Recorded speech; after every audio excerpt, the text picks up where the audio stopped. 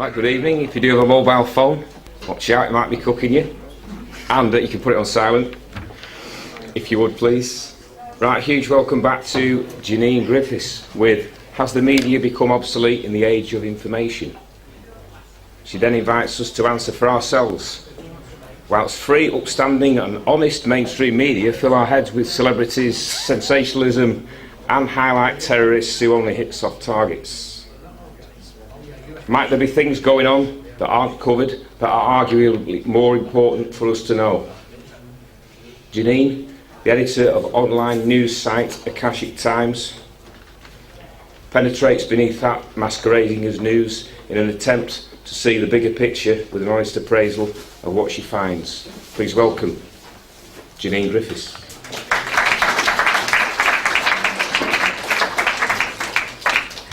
Good evening, everyone. Thanks to Rob for that wonderful introduction. For those who don't know me, I'm a journalist and I'm also the founder of the Akashic Times.co.uk. Now, the Akashic Times is completely impartial. It's not for profit and we have advertising or sponsors whatsoever. It's a news site that I run in my spare time.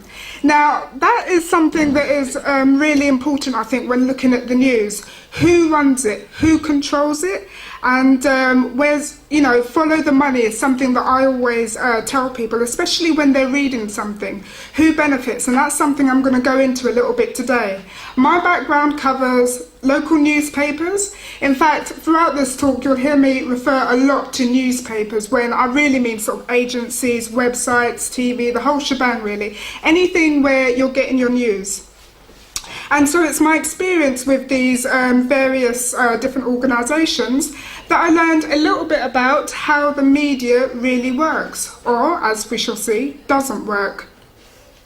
So the key issues, what I am going to talk about a little bit today, and I'm going to do a bit of a hack job to be honest, because this subject is so vast, it's so wide, you can't really squeeze it into a 1 or 2 hour talk.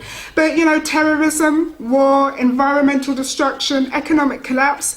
In this talk, I'm going to outline how the media covers these issues and why you can never ever believe anything unless you've checked out the sources for yourself. So, that's the key question really. Can we trust the media? I used to say yeah. I mean, I was very naive before I became a journalist, and I suppose it's that old adage, isn't it? You have to kind of be in it to like understand how it really works. And I just thought, yeah, I saw some problems with it before I became conscious. I hate using the word awake, but you know, before I started doing my own research and living it, I just thought, okay, yeah, there's a few problems, but you know, so what? You know, you can join these organisations and you can make a difference. You can put out the stories that need to be heard. Maybe they just don't have good staff, or at least that's what I thought. But the more I got into it and the more I started working behind the scenes, the more I realised something was off. You see, because like anything else, the media is a system. You know, whether you're talking about the government system or whatever, or science, that's another system. Whatever system that helps to inform our society, the media is that. And the system has been designed in a very, very specific way, which is why I say, regardless of the source, whether it's mainstream, whether it's alternative, always double check the information. I also, and I tell people as well, don't just read what you agree with, because this is where a lot of people go wrong, especially sometimes in the alternative movement. You know, if we don't agree with something, it's like, okay, well, that's a bit too lefty or that's a bit too right-wing, which in itself is kind of a divide and rule tactic right there. So I'm gonna leave it aside, because I don't really like that. It makes me feel uncomfortable. The problem is, when you find yourself doing this, or when, you know, society does this, you really end up in a place where you're not getting that much information at all, or the information is very filtered. So read everything, double check information. Now that sounds like good sound advice, it sounds like common sense. The problem is when you find yourself having to second guess both the mainstream and, to a slightly lesser extent, the alternative media as well, in the search for that elusive concept called the truth, then effectively we're doing the digging that the media is supposed to do. We're kind of finding our own sources, finding our own information. And when you think about just how powerful the media is, when certain scandals get exposed and you've got marches and protests and people lobbying the government systems as a result, sometimes people get hurt as a result of the media. So it's a really powerful vehicle. It's where people get their information. Now some people say, well, not so much. I mean, I get my information from, I don't know, my pastor or the lady down the road or my community or schools, but where is everybody getting their information? What is in the background that is informing the way people speak? And that is why I speak, act, think. You know, the media is really the hearts and minds of society. When everything kind of goes wrong, or when everything else kind of just doesn't work, you know, maybe you get shafted by the police, maybe politics isn't what it should be, then the media is supposed to be that watchdog, isn't it? It's supposed to be that organisation where we can say, okay, yeah, I'll go to the media, I'll expose all the wrongdoings that is going on, and that, you know, that will be a solution. And to an extent that is still true. But what if you're not getting that truth from the media? Things still do get exposed. It can still be used as a vehicle, but it's an ineffective one. It's becoming more and more redundant every day. And this is something I'm going to talk about a bit today. And for me, that's not good enough. So I say it's time we held people like me, journalists, and the media to account. So this is where we get the old saying, journalism is printing what somebody else does not want printed. Everything else is PR. And I would argue that the lines between journalism and PR are becoming increasingly blurred. So this is why we need accountability. But part of accountability is knowing exactly who we are dealing with. For example, who funds the media? Who owns it? And more importantly, and this is a point that sometimes people miss out, how does that ownership affect what we read? Because a lot of the times I hear people saying things like, well, you know, so what? Why does it really matter who owns what, as long as we're getting the news, right? Well, here we have an image of some of the people, well, I say people, organisations that own the media.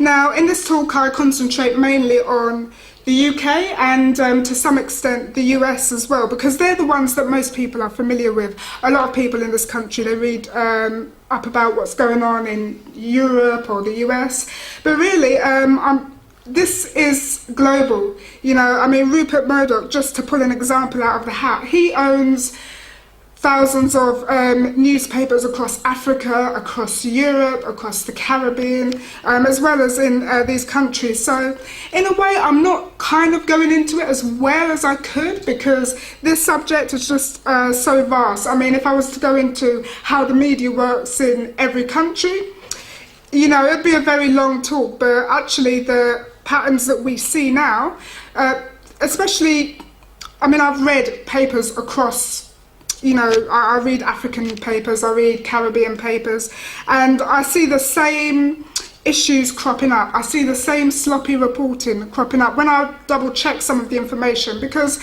I mean, this is something I like to do. Okay, I'm a journalist, let me kind of double check that against what I know, because that sounds interesting, and if that's true, then this is something I could potentially write about. And when things fall at the first hurdle, this is when you really need to kind of look twice at it. But you know, specific to the US, you've got major TV and newspaper networks that are owned by these 6 companies. So you've got Disney, Viacom, News Corp, Time Warner, Comcast and CBS. And this is in the US. I mean, they're not the only news owners, but they are the main ones. And as you can see from the diagram, I mean, I couldn't even count all that, but I would say most of them own at least 50 papers and sort of media each.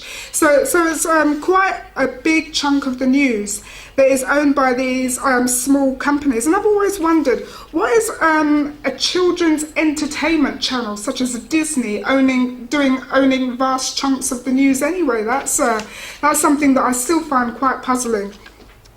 In the UK, it's a similar picture. So you've got the Daily Mail Group and General Trust, you've got the Guardian, obviously, Johnston, Murdoch and sort of various banking institutions. Now what a lot of people don't realise, well I guess some people do, but this is something that really took me by surprise a little bit when I first got into journalism, is that the Daily Mail and say the Guardian, they don't just own those big papers and that's it. No, they own hundreds of papers across the UK. So when you see something, for example, you might see, just to pull a random example out of the hat, the Lancaster Mail or the Manchester Guardian or something like that, it tells you about the ownership. Same with the Times as well. So, I mean, these are the main players. You've got others as well, but they're sort of a little bit smaller. What we can get from this is that vast sections of what we're reading kind of are owned by the same companies that are sort of interrelated with each other. So, Johnston Press, now that's a big one. I remember when I first started applying for jobs in journalism, this is a name that would come up again and again and again. And they own various titles, including the Yorkshire Post, Herald Titles and Echo Titles. Now, Echo Titles has hired Rothschild, that name, now where did I hear that before? The investment bank, to coordinate discussions with creditors, including Barclays and Royal Bank of Scotland, who all have their fingers in the pie. So again, why does it all matter? Because this is, you know, people say to me all the time, well, you know, it's just the nature of the news, isn't it? It doesn't, you know, it doesn't really matter as long as you're getting the information and, you know, why does that mean anything? And this is something that comes up again and again when I do these talks sometimes. People just ask, well, why does it matter? Well, you've got a situation where fewer stories in the national papers come about as a result of undercover work. Now, this is something, I don't know whether it was my naivety when I was starting out, but this is something that surprised me actually, because I thought, well, to work your way up to the nationals, you've really got to be talented. You've got to be like those journalists you might have seen in the film that came out recently, Spotlight. You've got to be really kind of on it. But that's not strictly true. There is still some investigation, you know, Freedom of Information Act requests and various sort of digging around that goes on in the news, and that's mainly from the regional titles and to a very, very lesser extent some of the nationals, but it's really not as present as it could be. I mean, when I've done stints in some of the national newsrooms just as kind of work experience and apprenticeships and things like that, I was quite shocked to discover so much information comes from, it's either diary stuff, so that's, you know, court cases where, you know, you're sent along to, or specific days, like you might have holidays or calendar days, things like that, press releases, that's a big one, and news agencies. So you've got these organisations such as Reuters or the Press Association, Ross Parry, that's another one, where a lot of the investigatory work is done, and that's then sort of farmed out to the various news outlets. So when I worked at the Yorkshire Evening Post, for example, one of the stories that was local to Leeds, because that's the area area that the Yorkshire Post covers the wider Yorkshire area, and the Evening Post, where I was at, covers Leeds specifically. I was surprised just how many local stories to Leeds didn't come from us, but came from these big national agencies.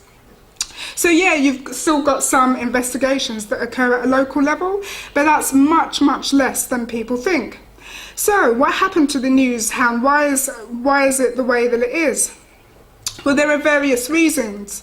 So for example, the companies that own the news are making cuts so regularly. I mean, this happens, for example, with Johnston Press. I don't know about with some of the other organisations. Used to happen every 6 to 12 months.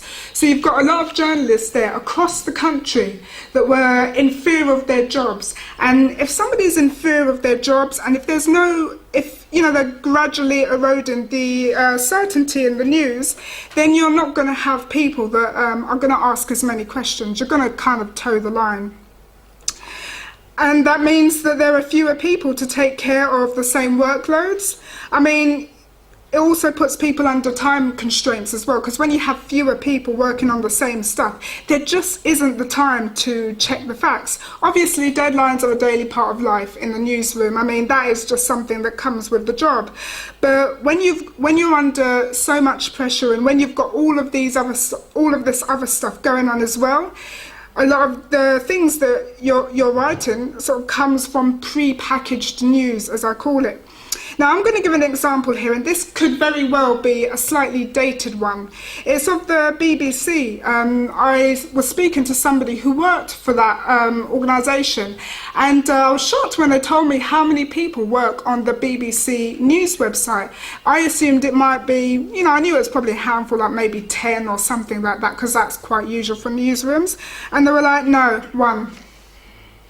So obviously, if you've got one journalist doing all of those stories, when you think about the number of stories that get published on that website alone, and you've only got one person working on it, then that tells you straight away that a lot of it is coming from agencies and just press release stuff.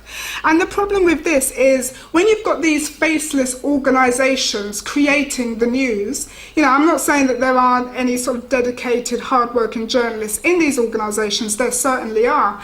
But when it is dominated by organisations that we really don't know that much about, or exactly how they're sourcing their stories, then it becomes a real problem. Then you kind of have to sort of question what you read, even if you leave everything else that I'm going to talk about aside. So this is just a small example of how stakeholder decisions impact the news. And that's before you get on to bigger issues such as terrorism, war, who really runs the government. These are, I say rarely investigated by journalists, but I'm being polite here. Now, of course, we read about terrorism every day in the newspaper. That's kind of not what I'm getting at. What I'm getting at is, how is it covered? With these incidents, who's really behind it? Who funds the terrorists? Now, that is something that I really don't think that we're seeing the full picture, certainly not in the mainstream. And by investigation, I'm talking really about examining the truth of what has been presented by authority figures. So not just taking information as it comes, or reporting on an incident as if that's the only perspective that it comes from, but actually digging a bit deeper, saying, okay, well, how did this come about? Why was it like this? This is something that is becoming rarer and rarer in journalism. So this brings me on to the key issues that most people care about today. You've got war, immigration, terrorism. I mean, we're living in a world where war, terror, and the constant threat of economic collapse is prevalent in our lives. I mean, it just seems to have escalated over the last few years in particular. And I can't see any sign that it's getting better. Now, don't get me wrong. This isn't a doom and gloom talk. This isn't, oh my God, we're all going to die talk. Because let's face it, if I thought that, I wouldn't be standing here. I'd be off on a sunny beach somewhere enjoying my last days. But no, my point here is the way things have been presented to us just doesn't make sense in the face of what's happening. Why is this happening? Why hasn't all the measures and all the various laws at the Anti-Terrorism Act, why does this not seem to be presenting any real solutions? And why are we being given mixed messages over the state of the economy, for example? I mean, when you look at some of the regular reports from organisations such as the Office for National Statistics, EY Item Club and the British Chambers of Commerce, it becomes clear that the economy is not as stable as we're led to believe. I mean, the various economists and analysts that I've interviewed over the years, it really doesn't leave a very pretty picture at all.